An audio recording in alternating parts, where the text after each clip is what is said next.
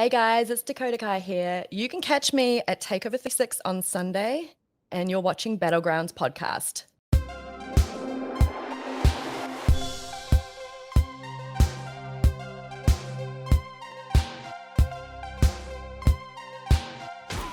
What's up, you guys? Welcome back to another episode of the Battleground podcast. We are the week of SummerSlam going on right now. And of course, you could check out past interviews. We had Bobby Lashley on earlier this week. We had Matt Riddle on.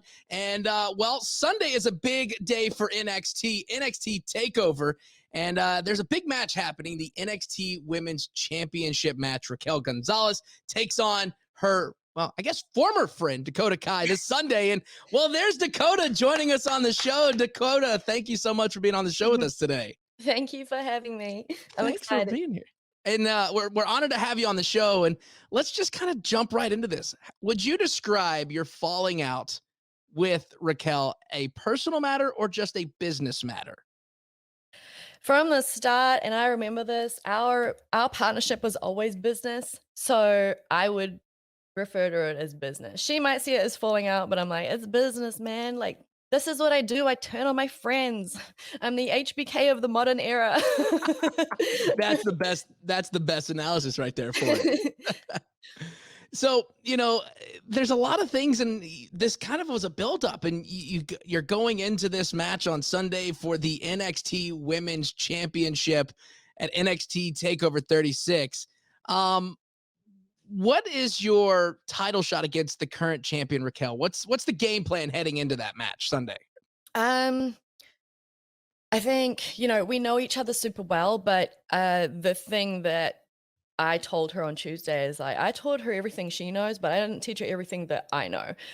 We were paired together for her to, have the platform finally and to be put in the position that she is. And that was all thanks to me. So I think just going in there, knowing her weaknesses, knowing what I taught her, and I know she's big and strong. I see that. But I think I'm gonna go in with a different mindset than anyone has before.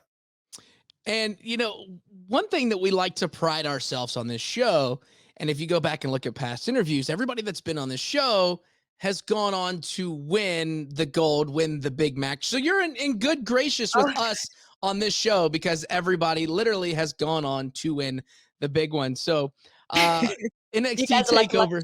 charm. Yeah, so that's the plan. You're gonna win on Sunday. And Sweet. then when NXT rolls through Nashville, you bring that NXT Women's Championship belt into the studio in Nashville, and we Okay. hang out, take photos with it.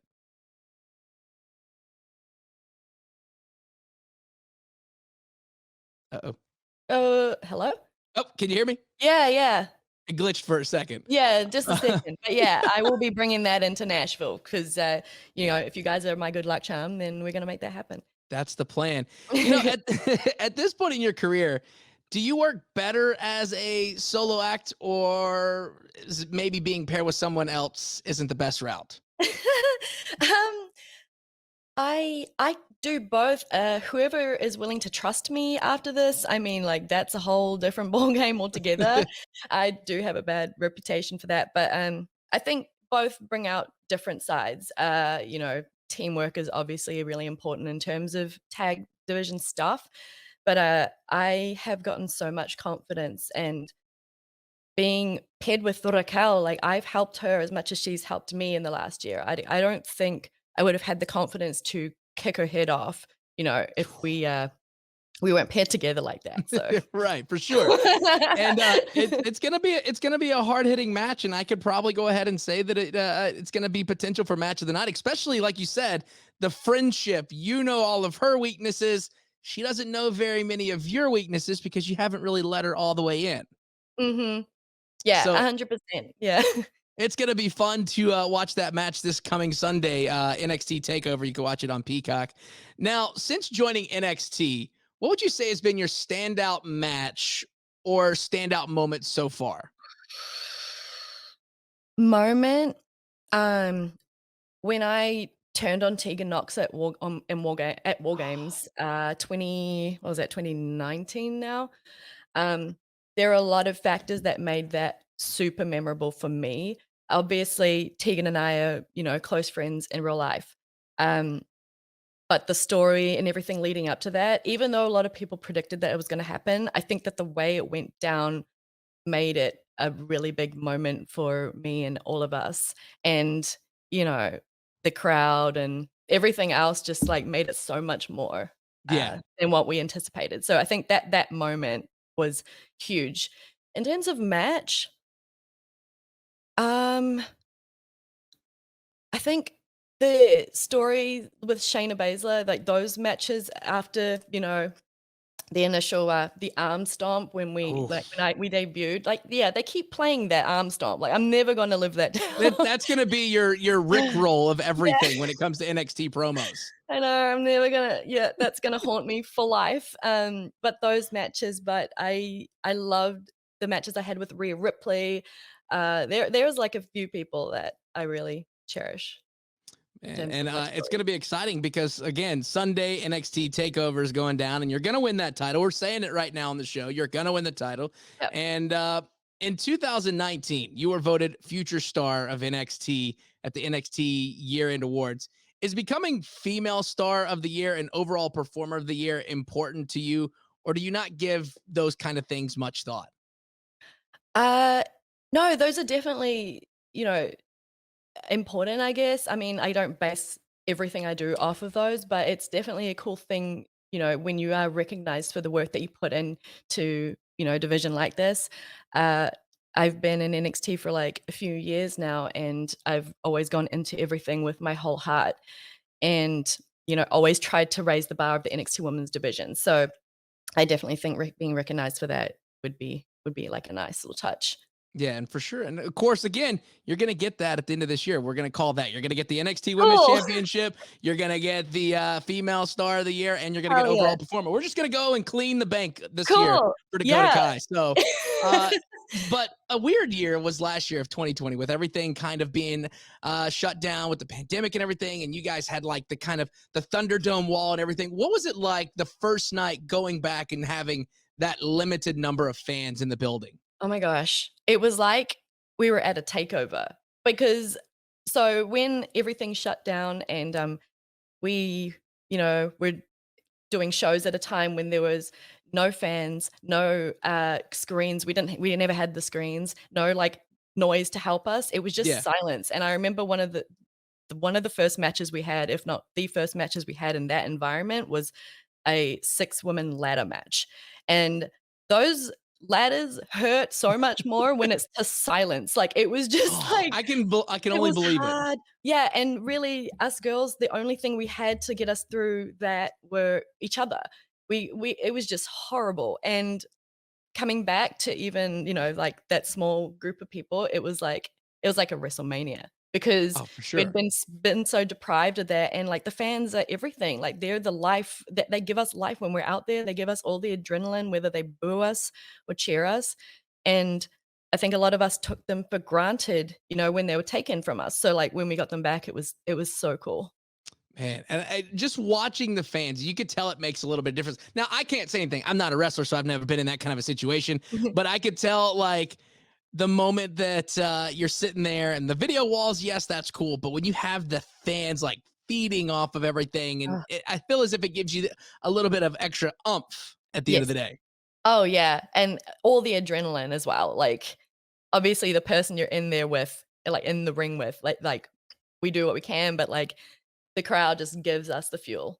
Yeah, for sure. Yeah. And we put out a tweet yesterday, and we posted up on our socials for fans to ask questions. So this is the fun part of the show where listeners get to interact. And this first one comes over from Twitter, and it's from our good friend Kayla, who hosts Church of Joshi every week. And of course, you can watch it at twitch.tv/KaylaVision. But she wants to know, what is your all-time favorite video game? I should've worn my Tekken shirt. I'm wearing Cloud right now, but Final Fantasy people are gonna come for me, but Final Fantasy is not one of the games I grew up with, but okay, my favorite video game back in the day would be, like, Tekken 2 or Croc: Legend of the Oh, Gobbos. Yeah, so those yes. I came up with, like, PlayStation 1, and I know that, like, seems a little bit later than I didn't come up with like the Nintendos and stuff because we were raised strict. No, I wasn't Yeah. allowed video games.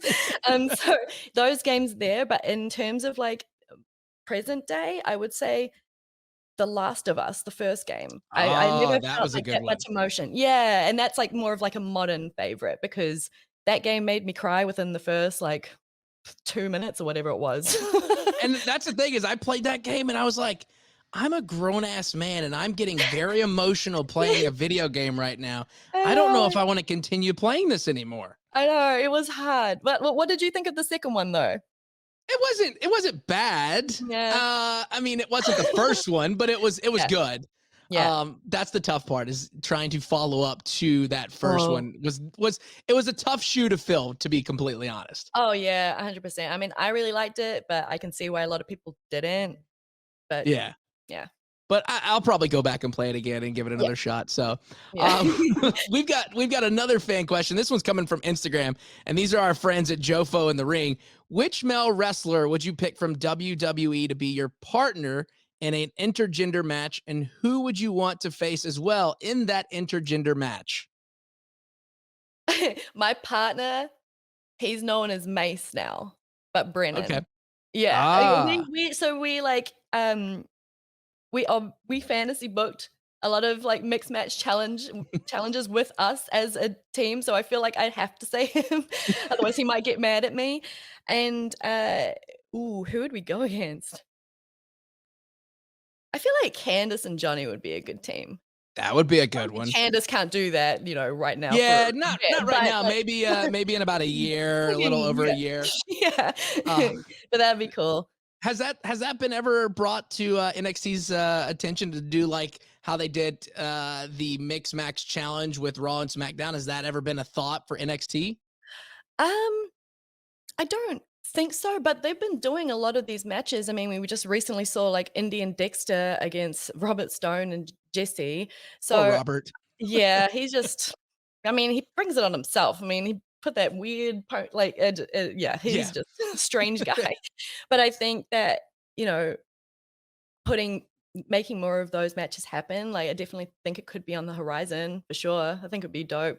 yeah, that would be some fun stuff to watch, especially on Tuesday nights. But Sunday night is what everybody needs to be tuning into on Peacock. The NXT Women's Championship match. Raquel González takes on Dakota Kai this Sunday at NXT Takeover. Of course, you can watch it live on 8 p.m. Eastern on Peacock. And we just go ahead and say it again on the show that come Sunday night after the match, you will see Dakota with her hand raised with that NXT Women's Championship, and Raquel will just kind of scurry off into the back. Yes, put it into existence, like, let's make it happen. Putting it out there in the Trust me, universe. And guys. real quick before we let you go, is there anything you want to tell everybody out there watching this and listening right now?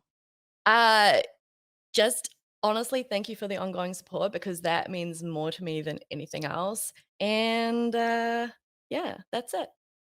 That's it. Raquel or Dakota. I don't know why I said that. I was looking at the Oh bottom. my I god. just completely okay. I'm just gonna end it now.